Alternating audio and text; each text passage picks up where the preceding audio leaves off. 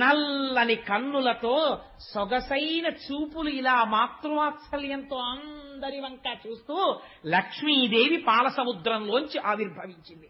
అమ్మవారి చూపులు ఎంత దిశల వరకు పడ్డాయో అంతవరకు దరిద్రములన్నీ తొలగిపోయి అందరూ ఆనందమును పొందారు.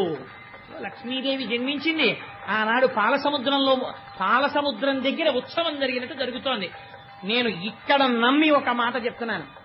ఇవాళ ఈ ఘట్టాన్ని ఎవరు విన్నారో వాళ్ళకి కొన్ని కోట్ల జన్మలు తరమవలసిన దరిద్రం నశించిపోయింది. ఇది పరమ యథార్థం.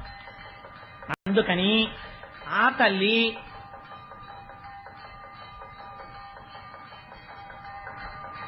ఒక్కసారి మీ అందరూ కూడా మానసికంగా అదిగో అక్కడ నీరాజనాన్ని తీసుకోండి, ఒక్కసారి అది కళ్ళకద్దుకుని నమస్కారం చేసుకోండి. స్వామి త్రిమూర్త్యాత్మకమై